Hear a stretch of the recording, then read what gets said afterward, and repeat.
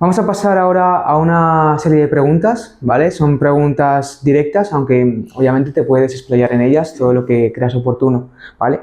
La primera de todas es, hablando del peso muerto, tu opinión personal acerca del peso muerto. Mi opinión personal es que es un ejercicio fundamental, buenísimo, que tenemos que quitarnos y que nos permite quitarnos esa sensibilización al dolor de espalda, ese miedo y pánico a que levantar una carga desde el suelo me va a romper. Por supuesto que no, y hay unas estructuras que fortaleciéndolas mejoramos y mejorando su movilidad, mejoramos muchísimo su resistencia ante las cargas. Entonces me parece fundamental. Hay muchas variantes ahí. Tenemos con mayor bisagra de cadera, menor bisagra de cadera, con una posición de piernas X, y dependiendo de lo que busquemos o dependiendo de lo que de las condiciones de la persona. Pero yo considero que no concibo un entrenamiento sin un peso muerto. ¿Por qué crees que a la gente le causa tanto rechazo ese ejercicio? Yo creo que se vendió mucho que era lesivo y que entonces la gente realmente asociaba eso a hacerse daño. Las lumbares es una estructura que en vez de dar agujetas muchas veces te da una sensación de dolor y tú puedes interpretar que eso realmente no te está viniendo bien. Asocias eso a dolor y también se vendió mucho que a nivel de hipertrofia no producía muchas mejoras, que ahora nos cuentas si es verdad o no, y eso hizo que fueran eliminándose pesos muertos y que luego mucha gente dejase de hacerlo. Claro, ¿cuál es la zona que más inhabilita al movimiento generalmente? Junto con, bueno, rodillas y hombros, la espalda, ¿no? Los problemas de columna. Entonces, claro, si yo la trabajo, ¿la voy a lesionar? Bueno, pues eso es lo mismo que pensar que por salir a correr, como trabajas el corazón, lo vas a lesionar, ¿vale? Es verdad que te puede dar un infarto corriendo, bueno, pues en la mayoría de maratones sí, ¿no? ¿Vale? Pero pasa lo mismo con el tema del consumo de proteína. No, es que hace trabajar más el riñón, ya, y los pulmones trabajan más cuando corres. ¿Es malo para los pulmones? Habrá que ver si realmente tiene una evidencia o es el propio trabajo, no tiene por qué desgastarlo, cuando puede ser incluso beneficioso, y como tú decías, pues sí, claro, es que si a una persona cogiendo una garrafa desde el suelo y subiéndola a la mesa le da un pinchazo y si tiene una semana con lumbalgia, el peso muerto, el triple, ¿no? Bueno, me deja destrozado. Ya lleva esa sensibilización al dolor y ya, en cuanto levante algo me va a doler. Pues igual te duele. No hay ninguna rotura de tejido, pero tu cuerpo te autoprotege con dolor. Ha habido muchas campañas de que hay que agacharse flexionando las rodillas porque flexionarse hacia adelante es malo.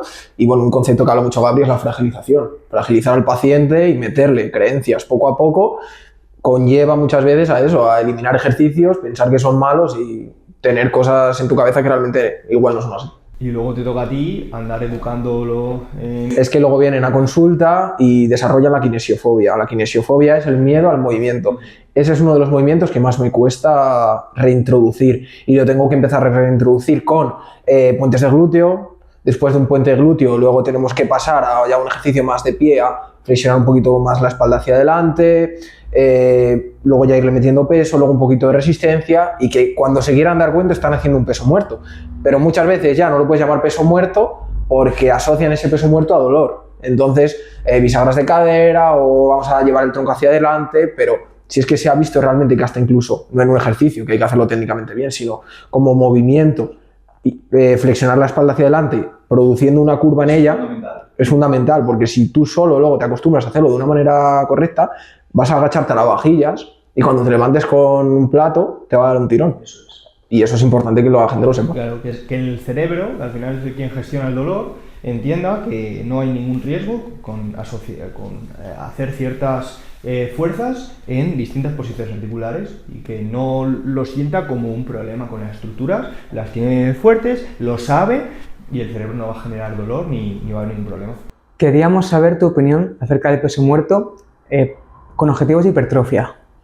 Bueno, yo creo que el peso muerto convencional quizá no es el mejor ejercicio en términos de hipertrofia, hablando del peso muerto convencional de toda la vida, quizá no es el mejor en términos de hipertrofia, pero sí a la hora de aprender, de generar fuerza, de una activación nerviosa mucho mejor, que luego puedas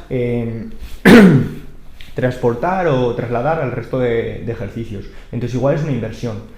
¿Vale? Es un ejercicio que genera unas demandas enormes de tensión mecánica y que para muchas personas le va a maximizar la hipertrofia. Pero es verdad que para personas avanzadas pues le genera una fatiga muy grande y el estímulo producido en las articulaciones, bueno, en la musculatura, pues no es el más adecuado.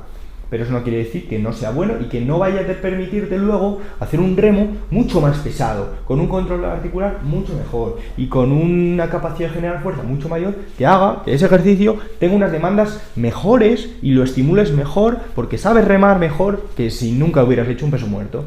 Entonces, yo pienso que, bueno, cualquier hombre debería de ser capaz de mover al menos pues 2,5 veces, 2 veces su peso corporal y cualquier mujer pues al menos 1,5 su peso corporal en un peso muerto, porque eso quiere decir que a nivel estructural y con una técnica adecuada, por supuesto, ¿vale? Ya suponiendo eso ya quiere decir que eres capaz de generar fuerza en un movimiento que engloba toda tu masa muscular de manera equilibrada y funcionalmente de manera equilibrada. De hecho, vosotros seguro que tenéis mucho más hecho el ojo a ver atletas y cuando tú les ves por detrás detectas quién hace bisagras de cadera y quién realmente no y solo hace más remos, porque pues esa densidad o ese tipo de masa muscular que tiene es diferente. Sobre todo en zonas concretas de la espalda, cuadrado lumbar o erectores espinales, personas que por ejemplo en competición obviamente pues están muy definidas, se ve una espalda cuando pues efectivamente se hacen bisagras de cadera y eso puntúa. Súper bonita, además, suelen ser espaldas muy bonitas, muy densas, con un aspecto muy equilibrado. Incluso, bueno, en powerlifting, por ejemplo, vemos físicos con una espalda que prácticamente solo hacen pesos muertos, pero vemos una espalda pues muy estéticas. Y bueno, más allá de la estética, hablamos del aspecto funcional, muy importante, el aspecto de la estética mucho mejor y el aspecto del entrenamiento, de luego poder llevar esos aprendizajes que te permiten y esa fuerza a otros ejercicios, mucho mejor. De hecho, los atletas powerlifters normalmente destacan por una cadena posterior muy buena. Glúteo súper fuerte y una espalda muy densa y tal. Sí que es verdad que luego hablábamos de las variantes que hay y es verdad que cuando vamos progresando pues llega un punto en el que el peso muerto convencional no es el mejor ejercicio, son demasiada fatiga y a lo mejor hay que pasar a hacer una variante que mueves un poquito menos de carga pero que es prácticamente lo mismo, solo que de una técnica un poquito diferente, con la posición articular un poquito diferente, unos conceptos pequeños conceptos diferentes y puedes seguir haciendo un peso muerto. A lo mejor, pues, obviamente para nadie es cómodo levantar 200 kilos desde el suelo, está claro. Entonces a lo mejor levantar 120, 130, 140 sigue siendo una carga muy alta, pero el estímulo es un poquito más dirigido a cierta musculatura, aunque funcionalmente es lo mismo. ¿Podrías explicarnos un poquito las diferencias entre una variante y otra? Claro, sí. ¿Qué variantes existen? Sí, generalmente las variantes son según la bisagra, si hay más palanca en unas estructuras o en otras, pues peso muerto sumo, que es con las piernas un poquito más abiertas y un movimiento un poquito más vertical. Peso muerto convencional, que es el que hablábamos antes, que es el típico, que es con las piernas más o menos al ancho de los hombros, con palanca de rodilla y palanca de cadera, según tu funcionalidad funcionalidad me refiero a según cómo de cómodo te encuentres en determinadas posiciones, movilidad articular, etc. Y luego tendríamos los pesos muertos, tanto el peso muerto piernas rígidas como el rumano, que son, aunque son parecidos a nivel biomecánico, que es simplemente quitar la palanca de rodilla para limitar solamente a una palanca de cadera, con mayor o menos movilidad. Luego podemos hacer muchas adaptaciones, incluir una parada, incluir un déficit para aumentar el rango de movimiento, un bloque o el rack pull, por ejemplo, que es un peso muerto convencional, pero con el rango de recorrido acortado. Puede ser adecuado pues dependiendo del objetivo. Nos gustaría saber tu opinión acerca de los ejercicios básicos, enfocados tanto al entrenamiento, desarrollo muscular y demás, como más a un tema de salud. Me parece una muy buena base. Me parece que cualquier persona que empieza a entrenar debería de aprender esos movimientos y hacerse muy bueno en una sentadilla libre. ¿Por qué? Porque si no tienes movilidad en una sentadilla libre te va a obligar a trabajarlo. Si no eres capaz de controlar la posición de tus hombros y de tu lumbar y de tu cadera y a activar bien la musculatura, te va a obligar a hacerlo. Entonces, si te centras en rendir en esos movimientos cuando empiezas a entrenar, te va a llevar, te va a dirigir, te va a marcar con una flecha lo que necesitas hacer. necesitas trabajar la movilidad porque no eres capaz de hacer una sentadilla de determinada manera. No quiere decir que profunda, hay casos en los que una sentadilla profunda se complica, ¿no? Pero, o un peso muerto, o un press de banca. Oye, pues si no eres capaz de colocar correctamente tus escápulas, tienes que mejorar el aprendizaje de movimiento en esas estructuras. Entonces, claro, con el paso del tiempo, es que esos 3 ejercicios, para progresar en ellos, te han ido indicando por dónde tienes que ir. Y luego, con el paso del tiempo, pues es verdad que acaban siendo un pequeño lastre, pues porque pasan los años y te das cuenta de que te cuesta mucho más progresar, y es cuando tienes que ir, a lo mejor, ir yendo hacia las variantes que te permiten las máquinas, que te permiten, pues, las multipowers o de determinada manera. ¿Qué diferencias ves en una persona, por ejemplo, con longitudes articulares más largas respecto a otra que las tengas más cortas a la hora de ejecutar estos 3 movimientos? Que les sea más fácil o no, porque sus palancas corporales hacen que tengan que generar menos fuerza para obtener el mismo movimiento de la carga. Entonces, en muchos casos eso es fundamental. Y es pues como una condición genética, ¿no? Como pues siempre se ha dicho, Messi tenía el centro de gravedad más bajo y era más difícil quitarle la pelota, ¿no? Pues en estos casos lo mismo. Pero es verdad que en una sentadilla te puede beneficiar unas condiciones y luego en peso muerto perjudicarte. Entonces, de alguna manera se acabarían equilibrando. Tanto en eso como a la hora de seleccionar los ejercicios adecuados, son condiciones antropométricas muy buenas. Y que luego la persona, cuando le selecciona los ejercicios que necesita en base a sus condiciones antropométricas, se encuentra súper cómodo entrenando y progresa muy bien. Y se encuentra cómodo realmente. Y esa comodidad le permite exprimir las series porque está cómodo. A mí, por ejemplo, algo que me sucede y quería pedirte consejo es que cuando hago un patrón de sentadilla, mi cadera tiende a inclinarse mucho hacia adelante. ¿Eso qué produce? Pues que a partir de cierta profundidad, dolor lumbar. ¿Qué se me ocurre a mí? Pues digo, vale, pues en vez de hacerla libre, imagínate, la hago guiada y así voy a hacer más flexión de rodilla, mis cuádriceps se activan más y obtengo lo que busco. Pero también al hacerlo en eso, como voy en contra un poco de mi biomecánica, pues hace también que no esté del todo cómodo. ¿Qué crees que debería yo hacer?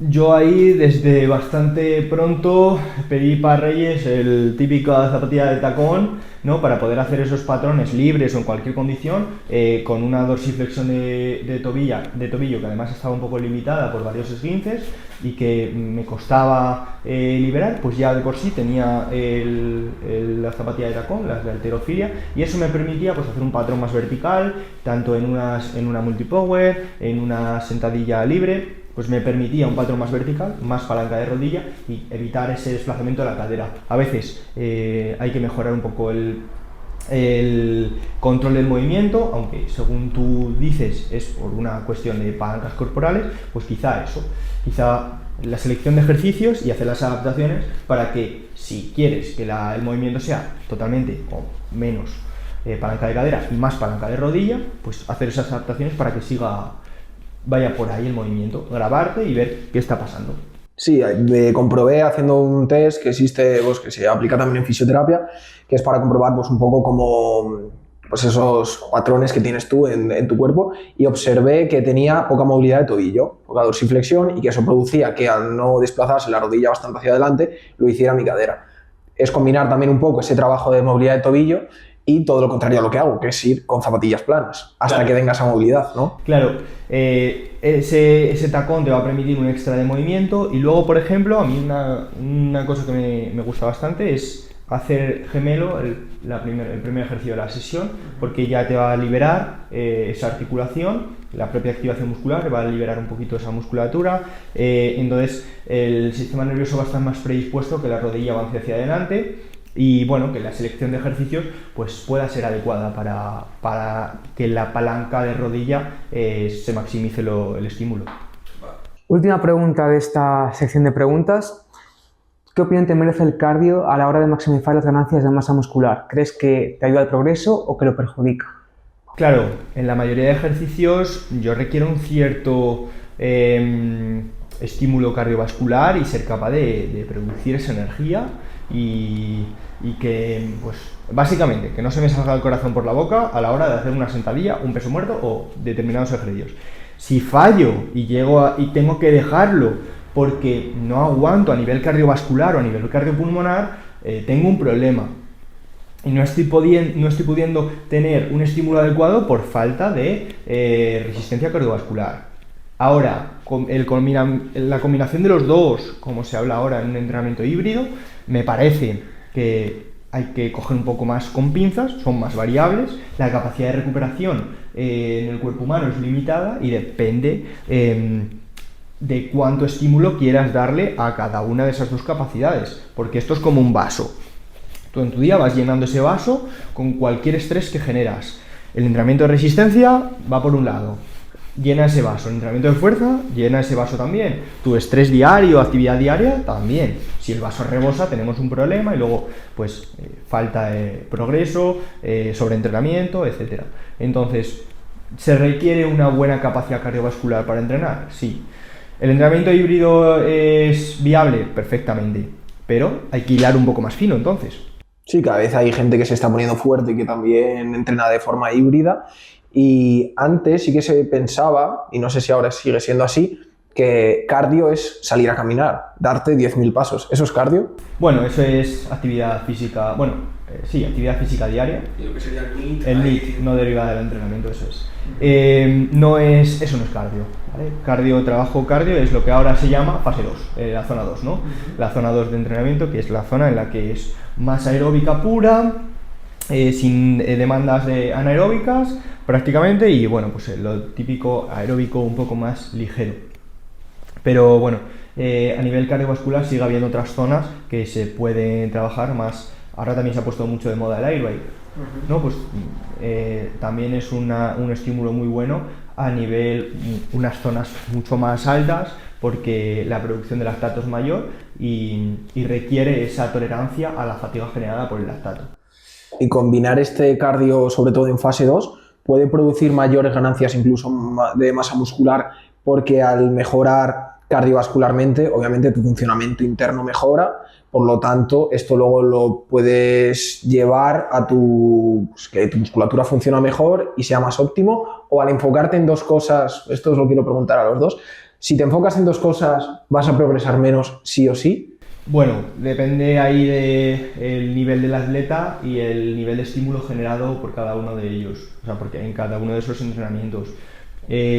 A nivel teórico, ¿vas a progresar más? Sí, teniendo una buena capacidad mitocondrial, teniendo una buena salud general, te vas a adaptar mejor a cualquier entrenamiento de fuerza y a nivel de salud vas a estar mucho mejor. Y siempre la salud es la base sobre la cual se sustenta cualquier deporte, cualquier disciplina. Si hay una buena salud, y la fase 2 podría ir por ahí dirigido en ese aspecto de salud cardiovascular, si se sustenta más cualquier entrenamiento posterior, se va a adaptar mucho mejor y va a haber más progreso. Pero es verdad que es un estímulo, es una carga de entrenamiento y hay que intentar que, si la persona es muy avanzada, a lo mejor sí que le interfiere con su entrenamiento de fuerza, si requiere pues un estímulo muy grande. Pero por lo general no va a haber interferencias negativas y van a ser más positivas a nivel de salud. Sí, es muy complicado combinar ambas y en ambas dar la talla. Eso es. Porque si yo sé que dentro de 3 días voy a salir a correr 10 kilómetros, es muy difícil hoy concienciarme que me tengo que reventar las piernas haciendo sentadilla. Eso es. Y al final algo interfiere. Ahora, hablando de salud, creo que sí que es muy beneficioso incluso meter diferentes tipos de ejercicios, variabilidad, para que tu cuerpo pues al final esté lo más preparado posible. Si hablamos de hipertrofias únicamente, pues igual no es tan óptimo. Claro, igual ahora, a corto plazo, para las ganancias de este mes, no. Pero si hablamos como hemos visto la hipertrofia, hablamos antes de un deporte, o el culturismo, de un deporte de décadas, pues seguramente sea muy beneficioso tener una buena capacidad cardiovascular a largo plazo, una buena salud que sustente el resto de aspectos. Y además se está empezando a ver que la mitocondria es un aspecto clave en la salud de la persona y ese entrenamiento cardiovascular es clave para tener una capacidad mitocondrial buena. Y ya iremos viendo que va a ser el futuro. Yo estoy seguro de que va a ser el futuro el estímulo que tenga la mitocondria para prevención de enfermedades, prevención de cáncer, por ejemplo, prevención de enfermedades neurodegenerativas, va a ir por ahí. Así que, y una de las maneras es el entrenamiento de resistencia. Luego podríamos hablar de otras maneras que ahora se hace un poco más drástico y que la gente se le va un poco la pinza con los ayunos de 5 días, es la que no tiene ni idea, las cetosis y tal. Bueno, pues esos son aspectos que igual se polarizan como en todo, ya sabes. Sí, teniendo muy en cuenta también la nutrición, si también metes un ejercicio de resistencia, la nutrición también deberá ser diferente, así solo entrenas. Claro, y seguramente puedas comer más, necesites comer más, necesitas unas demandas energéticas diferentes, sí, por supuesto.